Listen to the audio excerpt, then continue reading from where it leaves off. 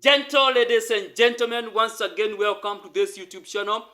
This is Samuel Rago Sr., and this is the only place where we gather gems of wisdom here and there. And we use these gems of wisdom to be able to facilitate our journey across this terrain that we call life. Of course, being conscious that we do not step on other people's toes lest they take us to jail for having inflicted on their freedoms and rights. And as I say, in case you come across a similar place, treat that place with the highest contempt possible. Welcome, karibu sana. Now, our gem today, we get it from this book, The Odyssey of Homer. And this is our journey. We are still on our journey home following two men. Odysseus and Telemachus' son. Two men, young and old, separated for 20 years, and they do not know each other. Anyway, in book 4, we meet the mother of this young son, not for the first time, but we meet her for the first time in a unique way because this is the first time she has referred to her son in very strong negative words.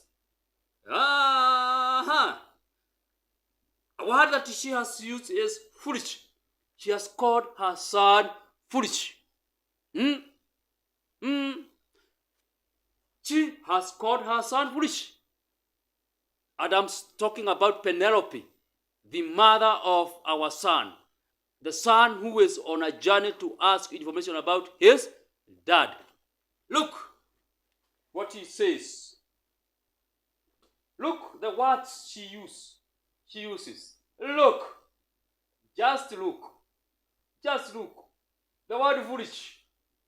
Look the word foolish in this gem of wisdom. Look. The word foolish. A mother has called her son foolish. A mother has called her 20-year-old son foolish.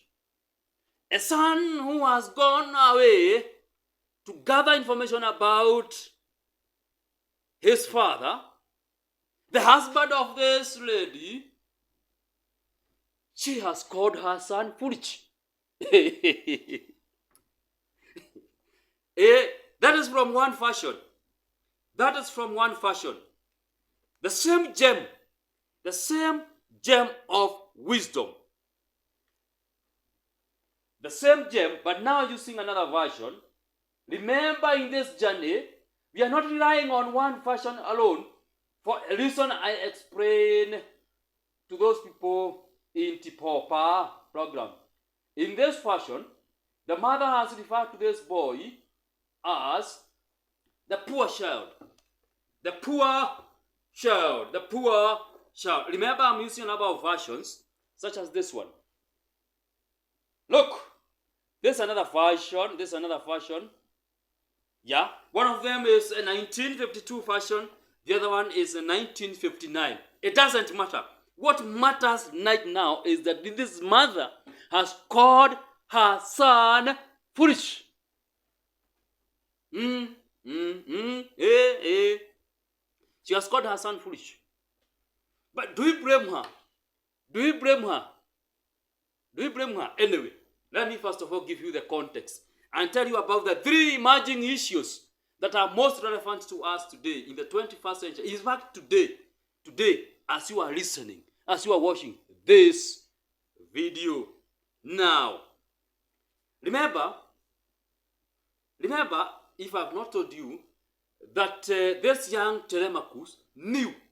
He knew that his mother would not approve of his initiative to go out on a journey, to go out on a sea voyage, to gather the information about his father. What if something breaks? What if something happens to this young son and he loses son? He is already mourning the absence of her own husband, the father of this son. Do you think she would have allowed this son to also go out and lose both. So this young son knew that her mother would not approve this. So she ran away.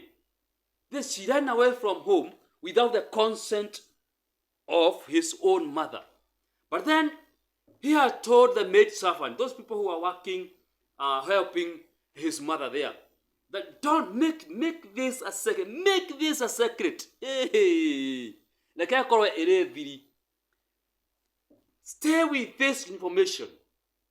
Wait at least for 10 or 12 days while I'm still away. Then, or unless my mother asks about me, now you can be able to reveal my whereabouts. But don't just do it immediately. So this is what happens.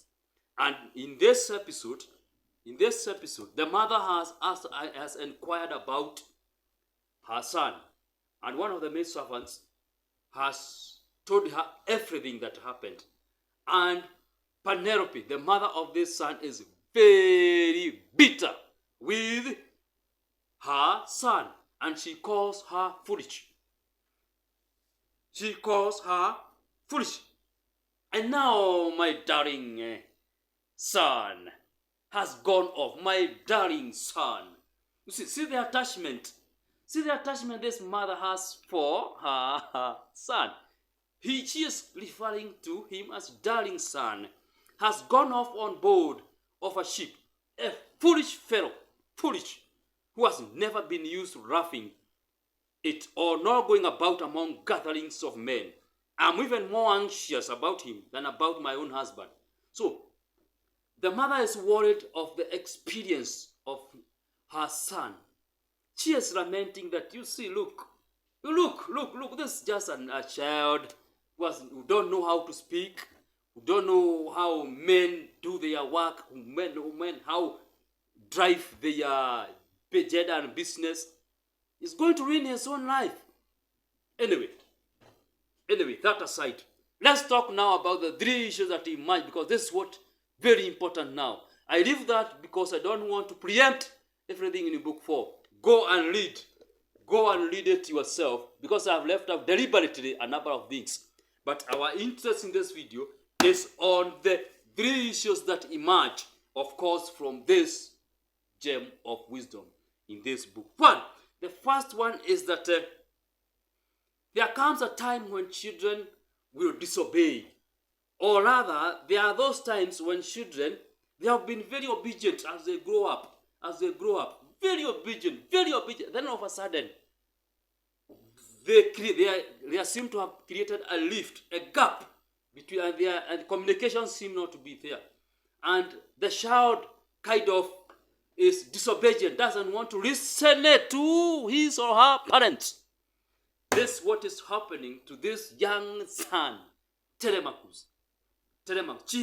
He has started to disobey his own mother. And the mother is worried. So, this is to you, dear parents. Don't be worried. Let me just console you, because according to Rosemary, in this book, 6 saints for parents. 6 saints for parents. She says something very interesting that I want you to pay attention to. She said that at times the children will disobey. It will happen. It will happen, and it will happen at some point. So the good things to be prepared. But in order to also be prepared, it's also good to know what is going on in the minds of these young ones. The young one is asking. It's not really even asking about, why should I obey the order? The child already knows that you mean good for his or her owner. He knows, and she knows.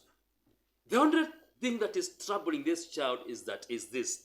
Why is it that it's you who should tell me to do that or not to do that? Why? You see, why? So it is not why should I obey the order, according to Rosemary, but why should you tell me to do that or not to do this and this? Think about it. Something else, a second thing that is emerging from this gem for parents. Hey. Good. Now, this is about over-controlling parents, over-controlling. At times, I heard somewhere some parents being referred to as toxic. Toxic parents. Anyway, that aside, let me refer to them here as controlling parents, over-controlling parents. And these are the parents who don't believe that their children have come of age. Remember, these parents have seen you grow from a very small toddler. They know your weakness. They know your limitations. They know what you are capable and what you are not. And now here you are want to prove. So they are just wondering, how? Many other times parents do not believe in their abilities, in the God-given abilities of their own children, and then they start doubting. And when in their state of doubting, they hold them. They don't want to release them. They want just to keep on holding on to them even when they have come of age. 30 years, 40 years. That is something else that is good to know for parents. At times, children need some space. At times, it is also good to encourage the initiative of the child. Let him fail 2 or 3 times. Let him fall down at times, so that he can learn at times from his or her own experience. The third gem, the third thing that emerges from this is now for the children. Even when you choose to explore things without the consent of your parents, do not explore things that are going to harm you. We had a principal when we were in high school who always used to tell us, don't do something that you cannot be able to tell your mother. Good. So make sure that even if you go out, take care of yourself. Take care. Be the good boy, be the good girl that your mother, your father has always brought up and has always believed that you are. And in case you are out there, at this age of the digital era, please make sure that you notify them of your whereabouts. They just want to know where you are safe. Are you safe? Are you safe, my son? Are you safe, my daughter? Save them the agony of suspense by your silence. When you decide to go out, to go in those sleepovers, to go with without having to inform them. Don't let them suffer all that. So, ladies and gentlemen, this is Samuel Warago Senior. Remember to tell somebody about it. And of course, remember to subscribe if you have not if you have not done it. Anyway, I enjoy and I appreciate the fact that you have come this way. Let's proceed with the journey. God bless you. Thank you so much.